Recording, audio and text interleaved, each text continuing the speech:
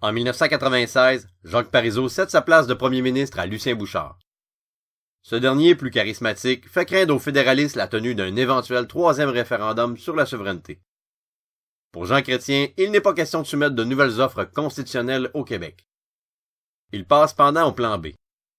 Afin de renforcer l'unité canadienne, le gouvernement fédéral cherche à donner de la visibilité au Canada et met en place un vaste programme de commandites entre 1997 et 2003.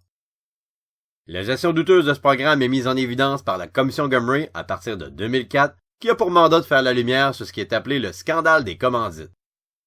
D'autre part, en 1998, un jugement de la Cour suprême précise que le Canada doit négocier de bonne foi si les Québécois indiquent par une majorité claire, à la suite d'un référendum dont la question serait claire, qu'ils désirent se séparer du Canada. Suite à ce jugement, le gouvernement de Jean Chrétien fait adopter en 2000 la loi sur la clarté référendaire.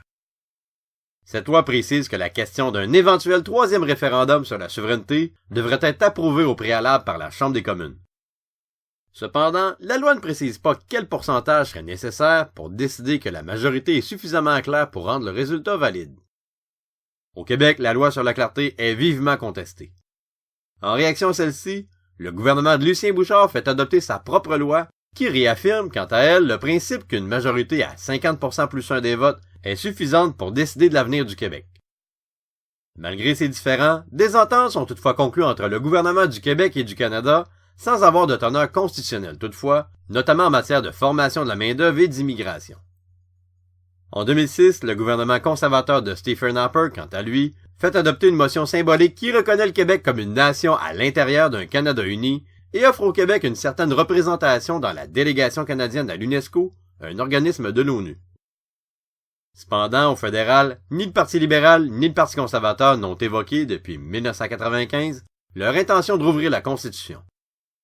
Le nouveau Parti démocratique, quant à lui, s'est engagé en 2005 à reconnaître le caractère national du Québec, ainsi qu'une forme de fédéralisme asymétrique qui accorde davantage d'autonomie pour la province. Le Bloc québécois, quant à lui, est toujours présent sur la scène fédérale et s'est donné comme mission, en plus de faire la promotion de la souveraineté, de défendre les intérêts du Québec.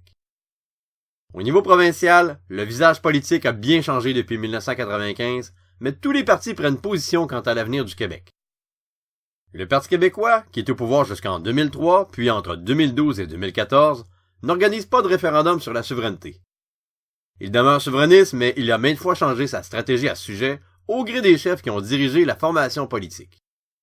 Le Parti libéral de Jean Charest, quant à lui, est au pouvoir entre 2003 et 2012. Le parti demeure fédéraliste, mais ne propose pas de discuter de constitution, le fruit n'étant pas mûr selon lui et prône donc le statu quo.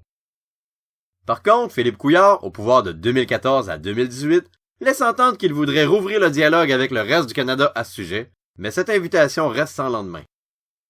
D'autre part, après avoir appuyé la souveraineté lors du référendum de 1995, l'ADQ met en veilleuse l'idée de la souveraineté et préfère plutôt défendre l'autonomie du Québec. En 2011 est fondée la Coalition Avenir Québec, un nouveau parti qui fusionne peu de temps après avec l'ADQ et adopte une position autonomiste similaire à celle-ci. Ainsi, la CAQ de François Legault rejette l'idée de la souveraineté, mais revendique plus de pouvoir pour le Québec à l'intérieur du Canada.